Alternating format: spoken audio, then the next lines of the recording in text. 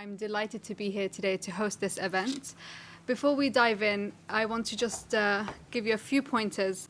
First of all, I'd like to welcome you all for coming, and I'd like to welcome our global audience online who are watching on live stream. If you have any questions as we go along, this is to the global audience, not you guys, please feel free to type them in the box below the live stream. And to our audience here, please feel free to tweet as we go along in this event using the hashtag Yemen Crisis. But if I can ask you kindly to put your phones on silent for now. Over the last couple of years, I have been traveling across Yemen to report for the BBC. When we first went into Yemen, when the conflict first started, we focused on the bombing campaign and the fighting on the ground. Following that, the humanitarian situation began to deteriorate, and we covered the starvation. And most recently, we've traveled across the country to follow the disease that is spreading in Yemen. Throughout our reporting, we have focused on the widespread violations of international humanitarian law.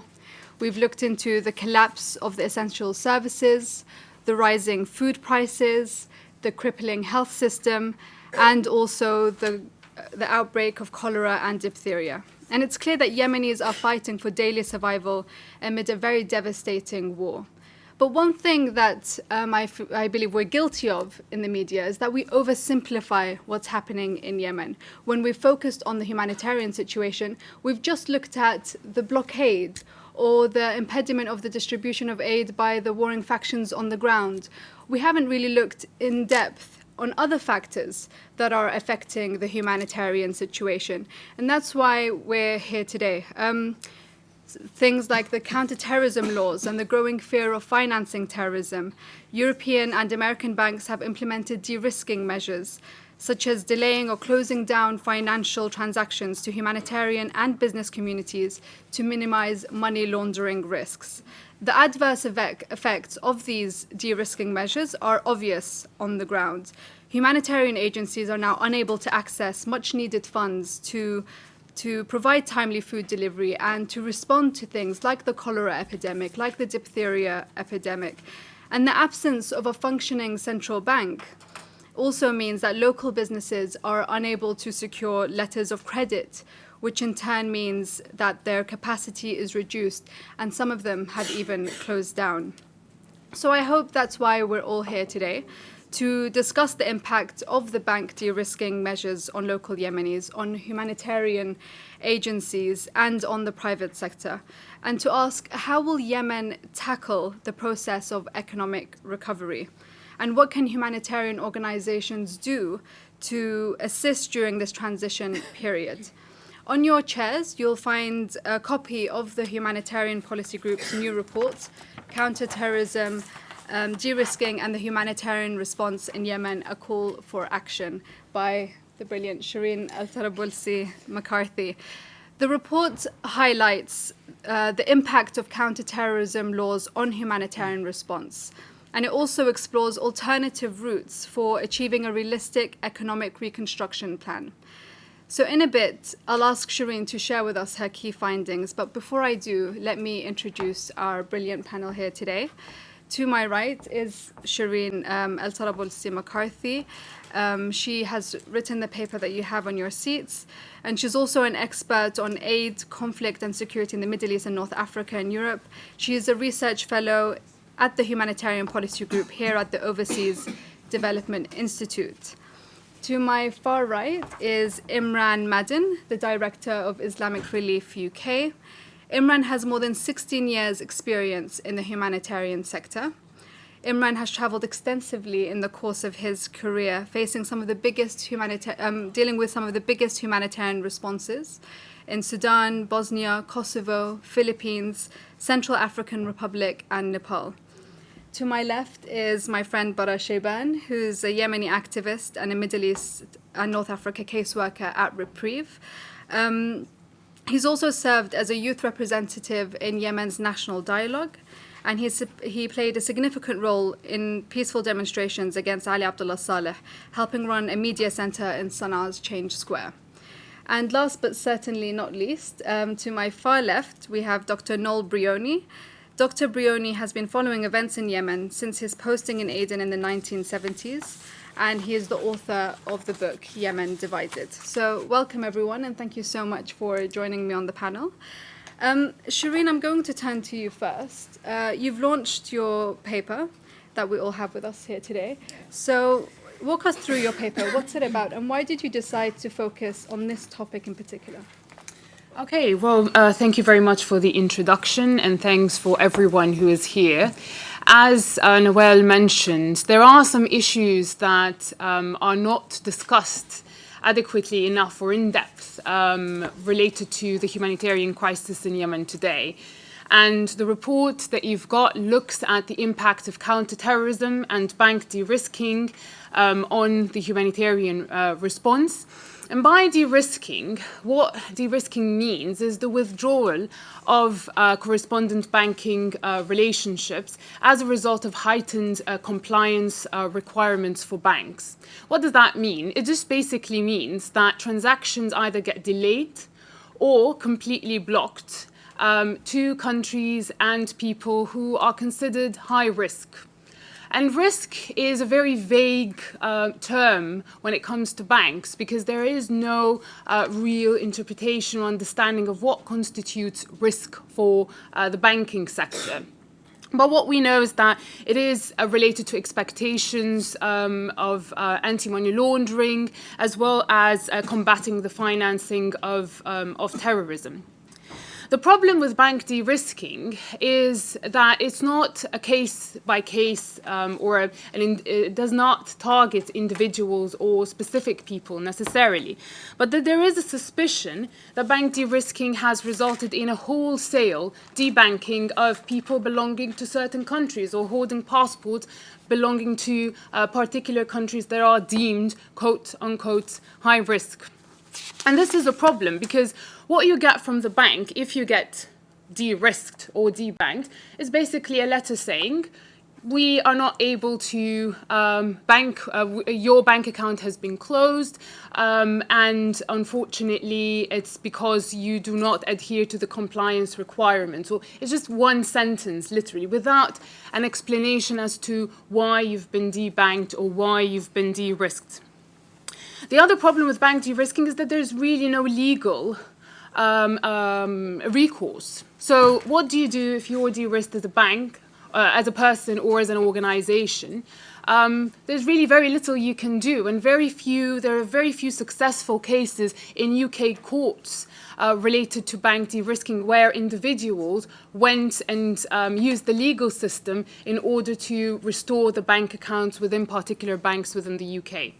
And the burden of proof is on the individual. So if you get de-risked, not only are you not told why you've been de-risked or debanked, but you are required to prove why you should not be de-risked or debanked, right?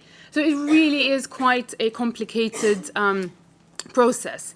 But even more challenging are the consequences of bank de-risking on humanitarian organizations in countries like Yemen. So how has it affected Yemen? What is the history of de-risking in Yemen? It actually starts after 9/11, so it's not something that just happened today. It's been going on for quite a long period of time, and it started off with American banks after 9/11 debanking and delaying transactions to Yemeni bank accounts. And then European banks followed suit. And more recently, because of the humanitarian crisis in Yemen, humanitarian organizations, particularly the local ones, have not been able to have access to the international financial market, have not been able to have access to banks. Their transactions have been delayed or completely blocked. Now, this doesn't mean that there is no access, because you'll say, well, how is it that Oxfam and other organizations are functioning in Yemen? Well, they are, but with a lot of difficulty, and international UN organizations, as well as the World Bank, have access, but local organizations do not. And this has been exceedingly disempowering to the humanitarian sector in Yemen. One organization that I've spoken to told me that they've had to resort to community resilience. They had to resort to the community in order to be able to leverage resources because of delayed transactions to the bank account. But as a result of that, when the cholera outbreak hit, they were not able to respond. And it's because they'd already depleted all their resources in the period prior to that. So it is local humanitarian organizations in Yemen. One of the conclusions made in this report is that those organizations are struggling, and there is a need to recognize and highlight this struggle, because it does have critical implications on the capacity to respond promptly and adequately to the humanitarian crisis in Yemen today. The other implication is that it's actually de-risking. The argument behind it is to fight terrorism, right? It is a means to combat financial terrorism. But the evidence put together within the study actually proves that de-risking is opening a door towards corruption in Yemen. Organizations that I've spoken to, as well as individuals, have said that the number of money brokers and money businesses in order to facilitate some form of cash transfer and transactions within Yemen has more than doubled. Okay, so because of the failure to resort to the formal banking system, they've had to resort to a more informal and potentially illicit system that relies on people passing on and transferring cash within the country. Now, the problem with this is not only a result of bank de-risking, but the other side of the story is also the problem with the central bank in Yemen today. The move from Sana'a to Aden has created a problem for humanitarian organizations as well as for the Yemeni private sector. So the move from Sana'a to Aden has resulted in a dysfunctional central bank that does not represent the banking sector within Yemen at a national level, although, formally or on its website it should. Because it should represent the quote-unquote legitimate government in Yemen. But the reality on the ground is unfortunately not like that at all. And one of the bankers that I've spoken to in Yemen basically told me that they've had to resort to corresponding with international banks individually because there's no central bank to represent them. And when they tried to get meetings, now this bank is based in Sana'a, when they tried to get meetings with the central bank in Aden, they haven't managed to get that meeting conducted. And they said that there was complete breakdown in terms of governance or in terms of any form of like a functioning central bank representing the country. Now, why is that a problem? So not only is the private sector in Yemen and the humanitarian organizations unable to get access to the international financial market because of bank de-risking, but even within Yemen itself, there is no entity that is able to represent the banking sector at the international level. Private sector, local companies are not able to get access to letters of credit, for example, through the central bank. And this has implications today in the humanitarian response, as well as long-term implications when we start talking about a reconstruction process for Yemen. Finally, there's also a tension between what we talk about as counterterrorism measures on the one hand and humanitarian principles on the other, because one of the core principles of the humanitarian sector is the principle of humanity and principle of neutrality, and to be able to have access to humanitarian response. But with the current situation resulting from bank de-risking, organizations, NGOs are left disempowered and not able to respond. Now, what can be done very quickly there's just no silver bullet. There's no easy way out of the situation today. But I think the first and most important point is the need to pay attention to existing evidence. And I think the report is one step in that direction, is the need to consolidate evidence that would reveal the implications of bank de-risking on the ground. When you talk to banks, their understanding of bank de-risking and those counterterrorism measures, they're sacred. We need to prevent terrorism. Okay, banking is not a right; it is a luxury. It is something that some people may have, but not everybody around the world should have access to. Right, but then, if there is evidence, and the Yemen case study is one of them, that actually bank de-risking is not resulting into counterterrorism. In fact, it is opening a door to corruption and potentially, maybe actually pushing young people towards other corrupt and more illicit, potentially terrorist organizations. So consolidating this evidence is critical, and this is a first step. There's no escape from a political solution to the situation in Yemen today. The key lies with Saudi Arabia. It lies with the international community to put more pressure on the Saudis to inject more resources into the central bank of Yemen, but also to lift the economic blockade on Hodeidah. And the recent Yemen Comprehensive Humanitarian Operations Strategy, where they promised $2 billion into the Central Bank of Yemen, 1.5 billion into humanitarian operations, is still quite vague. And recent article was written published by Iran yesterday, actually pointed out that there was a major PR campaign parallel to the YCHO, which makes us doubt the genuineness of the humanitarian response intended. And finally, there's a need to, as I mentioned, to revisit de-risking policies for international banks, to speak to local banks, particularly within humanitarian crises, and to realize that it is very difficult for them to adhere to the same compliance requirements that international banks would have. There has to be a way to facilitate transactions to countries that are going through crises, such as the case in Yemen. And I will end there, but hopefully it'll be questions where I'd be able to clarify some points I mentioned. Thank you. Thank you. So, Baraa, I'm going to turn to you next. Shirine's explained to us, the impact de-risking is having on businesses and on the humanitarian side.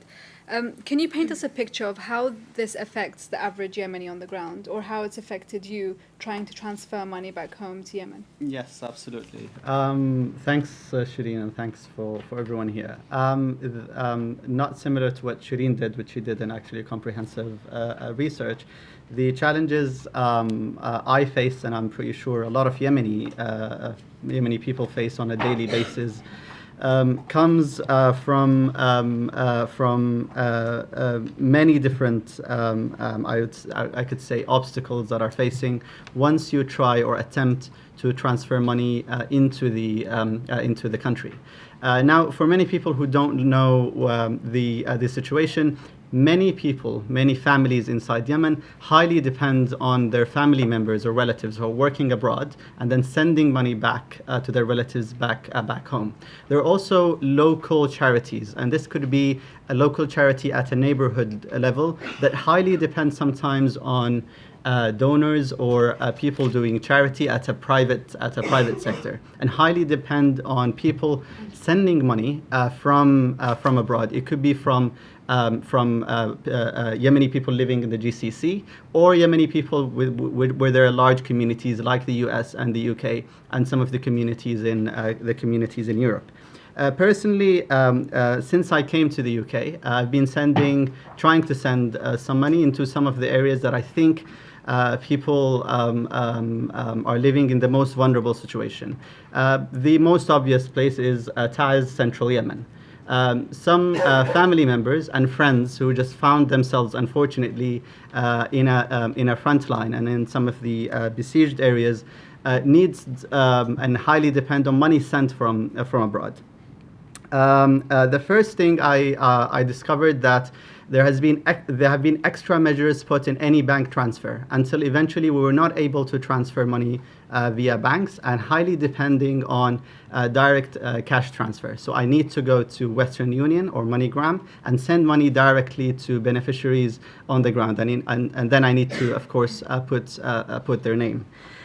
In all of the people I have been sending to, and many of my friends that I know have been sending to, none of those are officially charged with anything. They're just regular, everyday citizens.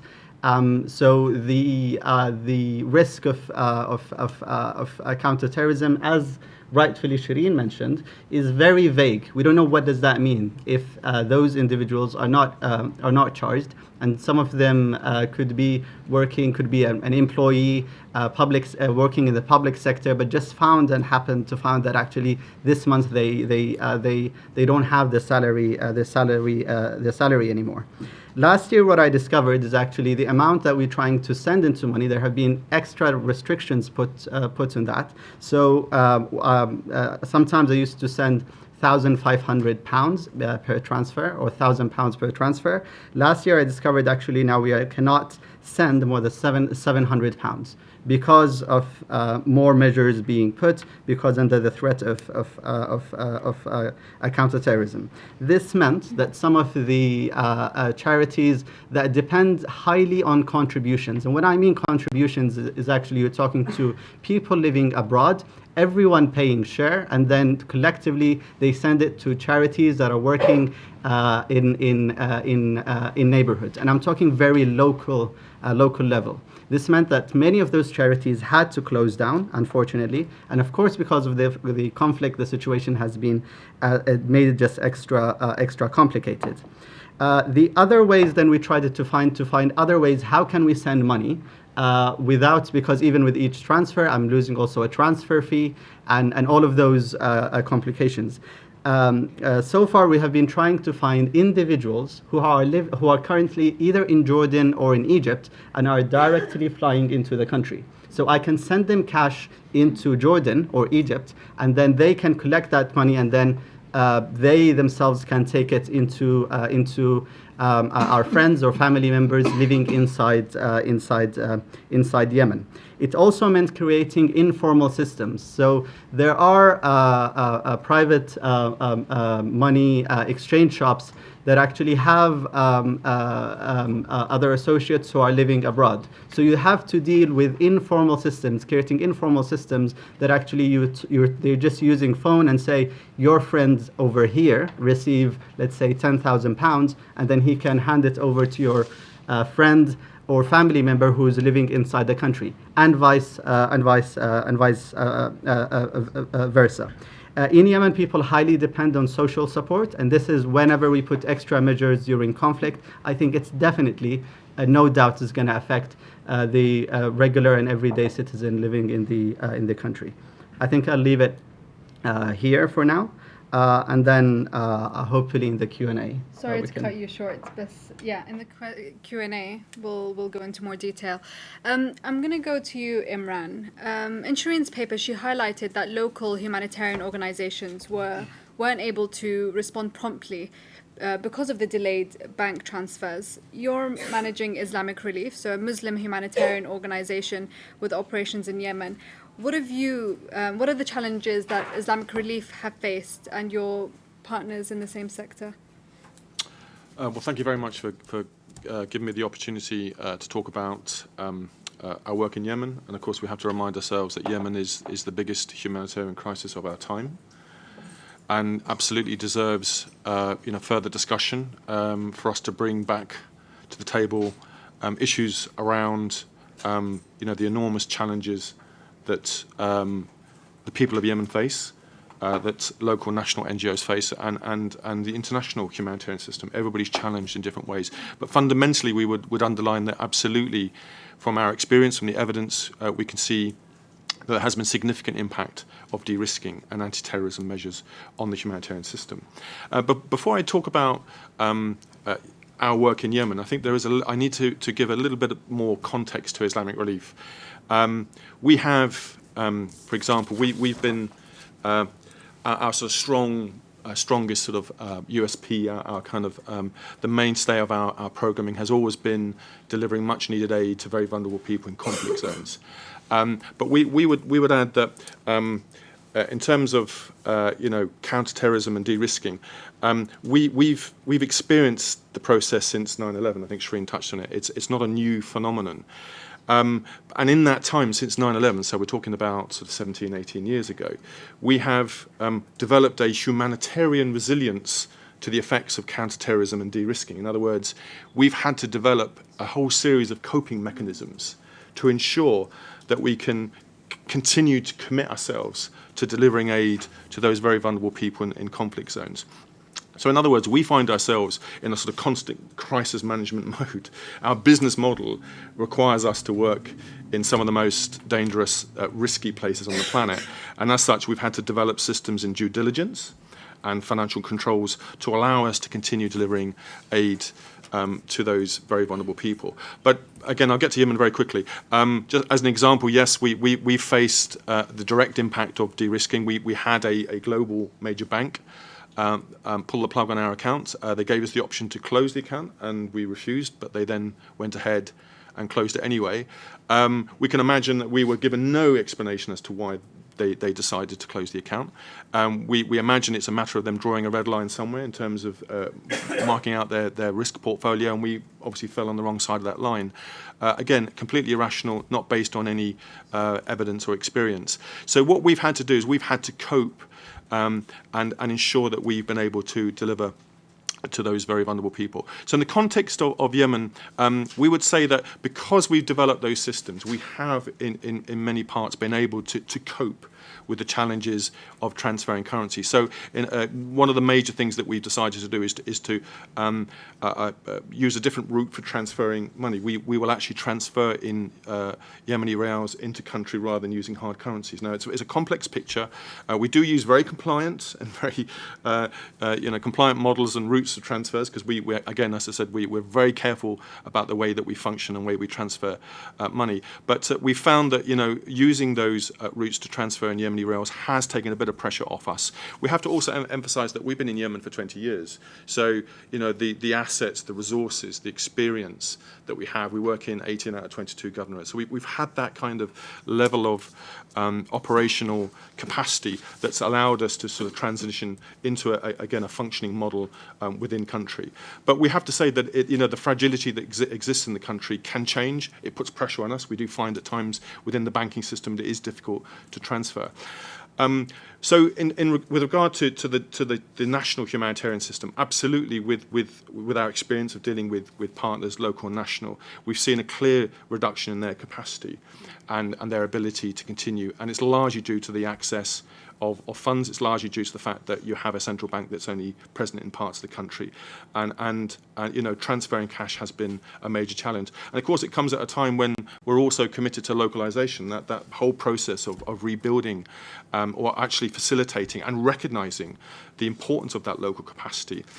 We've seen a sort of reversal of that process. But I would agree with some of the findings of the report. We have seen, in fact, very good examples of how local national NGOs have developed a resilience and a coping mechanism. So, for example, one of the things that we've noticed is there are banks that specialise in microfinance, that system, of course, is maybe more applicable for a different age, a different time, but it actually has been repurposed for the delivery of humanitarian aid. So those local microfinance branches are able to push humanitarian assistance to very local areas. The impact of the private sector, we've seen a major impact. When I was in Yemen in December 2016, the thing that really struck me was the paralysis of the middle classes. Now, it's not the middle classes don't normally get our sympathy when it comes to a crisis, but when in all the humanitarian responses I've been in, I've clearly seen the absolutely essential role that the middle classes, the trading classes, have played in the humanitarian response. So if they're unable to do that, you see a massive reduction in humanitarian capacity. I could mention, of course, things like inflation and the fact that we have to constantly resize our programs. We either go back to a key donor and say, can you give us an extra $100,000, or we resize the program. It's a matter of making it really difficult. We refer to the humanitarian principles, like humanitarian imperative. You've you've worked with the community to develop a program to deliver to, say, 1,000 beneficiaries, and you have to cut it in half. You have to go back to that same community to say, we can't deliver that capacity. So we've seen, directly, in terms of secondary and tertiary effects, a major effect of de-risking on humanitarian capacity in country. I think I perhaps should finish here and allow you to... We're going to go on to more detail in a bit. But let's hear from Noel on the political situation. I mean, it's no surprise that the situation in Yemen, after 3 years now, we're going into our 4th year in conflict, is deteriorating drastically, whether it's the humanitarian situation or the political situation. Saudi, the UAE, and the Houthis are key stakeholders in this conflict. Where do you think this is going? What's going to happen next? Well, I think the war is going to continue. I don't see any reason to think it's going to end this year, because nothing sufficient has changed on the ground. I think that there have been some interesting developments recently. I think the death of former President Saleh in December did in fact suggest there might be some shift in the Houthi alliance, but it's quite clear now that Saleh has been weakening for many months, and that if he was going to move, he should have moved much earlier, but he's moved too late. And the effect has been that the Houthis are completely in charge in the area in which they control, and are able to continue the war. But those events have actually, I think, given some hope to the coalition side and President Hadi's side, in that it has clearly undermines the loyalty of some army units. I think there was one in the Tehama changed sides, which was an interesting fact, and it gives the possibility of building a bigger coalition, a more effective coalition around the legitimate Yemen. The legitimate government of Yemen is recognised internationally. But there may be, I think, there's a potential for some change in Tayez, I think, because of the nature of the fighting there, that there may be some change on the ground in the next few months there, and perhaps on the western coast towards, not necessarily into Hodeida, but towards Hodeida. One has seen some progress in recent weeks in Saada on the Saudi border. But overall, I suspect it's going to be further stalemate. That I think there's just not enough troops on the ground to make a difference on the coalition side, and in terrain which basically suits the Houthis. Because the Saudi strategy has been, on the whole, to keep its own forces on defending the border and to train, arm and equip and support Yemeni forces through the ground fighting, supporting by the air. And I don't see that changing. A factor which would need to be taken into account in all this is the war economy. I don't know if this will come up later, but the Chatham House report has brought out the fact that there is now developed within Yemen a war economy which actually links both sides and has given vested interest in both sides in continuing the conflict, and that's something which would have to be addressed. I think what's happening in the south is particularly interesting because where there is, I think, significant change going on. Really, since the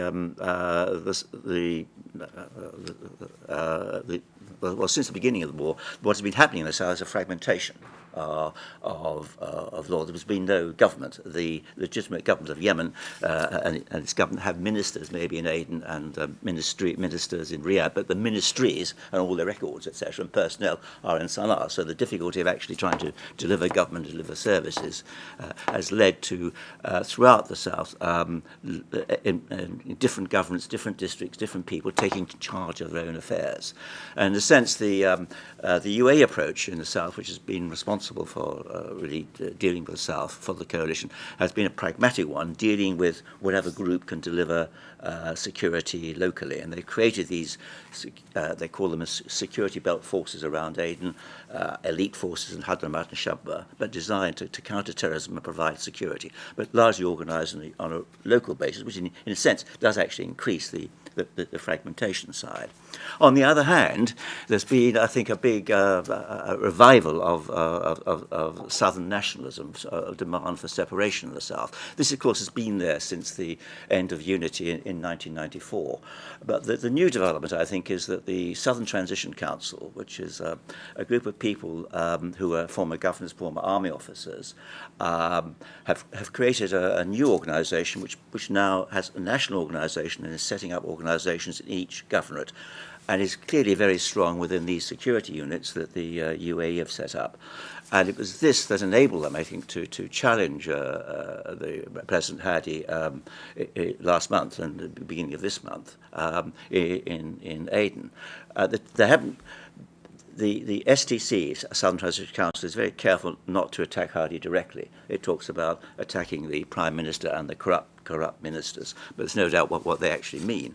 But in fact, they in a sense won that confrontation in Aden, although because the Saudis and the UAE both intervened to prevent it getting further and negotiated an agreement between the two sides, which has seen the status quo imposed, but with clearly a moral victory for the STC, and the test will now be what happens to whether President Hadi makes government changes to take into account what is happening, because it's quite difficult for him. Because, see, the messages coming from his side is that this was an attempted coup which has failed, but the reality suggests that this is just simply not the case. So the question this has generated is the whole question of southern nationalism. And the limited polling that has been able to take place suggests that southern nationalism has grown, but also that one has to keep in mind that only 20% of Yemenis are in the south, and the 80% in the north remain firmly opposed to separation and want the unity of Yemen. And so whatever happens in the end of the day, it will require the acquiescence of the north and whatever happens in the south. The Saudis and the UAE, I think, do work together. I know there's been lot of speculation that they don't, but if you look at the bigger picture from their point of view, there's an alliance between the two dealing with confronting Iran throughout the region, showing very clearly in December at the GCC summit, where in a summit meeting which was supposed to last 2 days, but by some accounts only lasted 15 minutes, the GCC and Saudi Arabia and the UAE made it clear they have a special relationship and will be working together over a range of issues. And it's clear in Yemen, at least to me, that they're not going to allow differences of approach in Yemen to interfere with this. And these differences of approach link to simply the Saudi approach, because it has a long border, has to defend that border, and the UAE, which is much more involved and has used its own forces in the south. So I don't anticipate any changes to that relationship. Thank you, Noel. This is a question for all of you, really, but I'm going to start with you, Sherine. So, it doesn't look like the current crisis is going anywhere. So let's talk about the future. The conflict isn't going away, but there are already reconstruction talks that have started in the region. So in your perspective, what does a safe passage for Yemen look like politically, economically, and socially? And what can the British government do? What role can they play? Okay, well, because of the complicated situation in Yemen today, people might think it is too soon to start discussing a long-term or reconstruction plan for Yemen. But in fact, conversations within the GCC have already been going on. Riyadh already has a center or some kind of arrangement for the reconstruction of Yemen, has been collecting resources, and recently the Yemen Comprehensive Humanitarian Operations plan is to open new corridors for humanitarian response over there, but also to think long term in terms of Yemen's situation. I think in terms of for the future of Yemen, I think there needs to be a more international, a more coherent international plan for the reconstruction of Yemen that does not necessarily look at Saudi Arabia as being, the holy grail or the path forward for Yemeni reconstruction. And I think the problem so far has been that there's been a reliance to a large extent on the Saudis, or a dependency that, Saudi Arabia is going to come through. It will not let Yemen fall. But in reality, the Saudis have claimed that they've put in about $8 billion into the humanitarian response in Yemen from 2015. That's what the Saudi government says.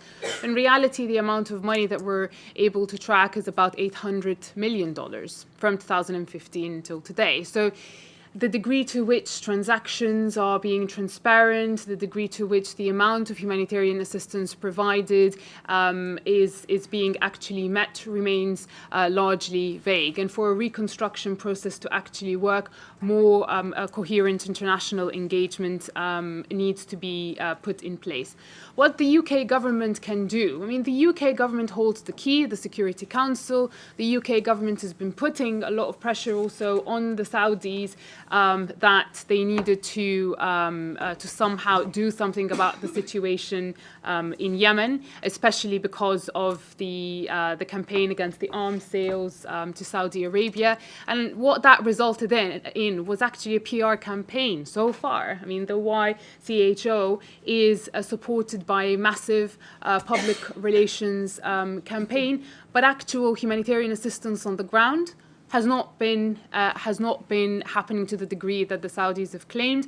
Hodeidah remains blockaded, and that is a problem because most of the assistance goes through Hodeidah, and they've been trying to up the assistance or access through Aden, which is never going to be enough in order to facilitate adequate humanitarian response to the Yemeni people. So I think there's a need for a call for reality, more international engagement, more adherence by both the Saudi-led coalition as well as the Houthis to international humanitarian law, actually looking at the fact and not letting Yemen go. I mean, just paying attention to the situation there, and that there is need for a more concerted action. And the UK can make a difference via diplomatic efforts and more pressure on the Saudis. Baraa, what do you think? What should the UK government do? I think there are two things. There are the things that the UK government can do, and the things that simply I think it just can't do because of how complicated the situation is on the ground. One of the things that I think the entire discussion that have been revolving around Yemen is simply very much highly focusing on the humanitarian crisis. How can we make more pressure on the conflicting sides? If we put more pressure, and actually it's affecting the humanitarian situation on the ground. I think this is this in part actually oversimplified the reality, which is a complicated situation on the ground. The other point is actually when we talk about how the futures look like should look like. I think many of us are still stuck of how Yemen was formed and how we're trying to stick. How can we revive that structure? Actually, I think that structure does not exist anymore. And we have to wake up to the reality that actually the best solution right now is to start thinking local because, as Noel rightfully mentioned, the power has been decentralized. And unless we can respond to the demands of the people according to their demands, because the demands of the people living in Taiz is different to the demands living in Sada, to the demands of the people living in Hodeidah, or the people living in the east side of the country in Hadramaut. Each province or area has quite different demands. So I think that now it's the time for any UK policymaker or DFID to start actually thinking, how can we build the capacity of the local governance? Those are the people who matter, the people who can provide direct services to the people. How can we make schools and hospitals start refunctioning efficiently on the ground so people can actually feel the direct benefits? Because how matter we try to do it, pure humanitarian approach is just temporary. It's the nature of the humanitarian work. It's a temporary solution. It's not sustainable. The people I've been talking to since I was called to attend this event, many of them are frustrated they don't have income. So there hasn't been any approach that there are projects or programs that generate income for the people living in those areas. And some of those areas, whether believe it or not, are areas that are not witnessing conflict right now. Maybe they have witnessed conflict 2 years ago, maybe a year and a half ago, but now it's been like they've been living a year and a half after the conflict for them in their area is over, but they haven't witnessed any difference because the approach from the international level is still the same. Our approach is a humanitarian approach because a humanitarian is less sensitive is less controversial, and a lot of people could agree on a humanitarian approach. Another thing that the UK government can do, which is, I think, easy if we put the right pressure, is the Yemeni workers in Saudi Arabia. There has been extra measures and laws implemented in Saudi Arabia that is affecting Yemeni people living in Saudi Arabia. There are a lot of Yemeni families, hundreds of thousands of people living in Yemen, who are highly dependent on direct money transfer coming from the GCC country. Their family members living in the GCC. The easiest approach is that to talk to the Saudis and say, can you exempt those Yemeni workers on the foreseeable future, maybe 3 years, maybe 5 years, until this crisis is over. And I think Saudi Arabia has a responsibility towards at least those Yemeni people living on their soil. So I think quickly we have to think local. We cannot provide food rations to 10 million people. It's just impossible. We cannot make people depend on food rations, and I highly believe that actually the approach that has been taken by many international players has been dehumanizing to the beneficiaries, the people that matter the most, the people we're trying to serve at the end of the line. And without, again, building the capacity, with all the respect to all expats are not an asset to the country. They are an expat to themselves and maybe to the organizations they work for. But what matters for the Yemeni people is actually, are we building the capacity of the local governance? Are we working at the local level? And again, as I can say, not all areas are witnessing conflict. You can start in many areas building the capacity of the local governance system to actually make it more strong and more resilient, and actually make it more efficient. And quickly on the Saudi humanitarian, in one word, the Saudi humanitarian plan, it's interesting. I saw many things that is very resemblant. It's a resemblance to the very similar to the approach by the UN. However, the only interesting part of it is actually the creation of the rebuilding of some of the infrastructure that can create jobs. So an easy approach is actually to work on that matter, on those projects that are actually going to create jobs, and actually say, how can we make them more efficient? How can actually, when we say it's going to deliver 15,000 jobs, we actually mean that it's actually going to create 15,000 jobs to the people living inside the country. Imran, what does a safe passage for Yemen look like to you? How can we make work like Islamic Relief's work easier? Well, I think given our experience and our focus on conflict zones, the thing that we always emphasise in terms of how to move on from a conflict into a recovery situation or reconstruction, we emphasise that the most conducive environment for humanitarian work is a ceasefire, is peacetime. So, at any stage in a conflict, we would say that, it can't come soon enough. If there is a ceasefire, I'm talking about the practical humanitarian response to that. That is the most conducive environment, not only for the people, obviously, to rebuild their lives, but for us to gain access, to have those humanitarian corridors, to have unfettered access to the most needy people.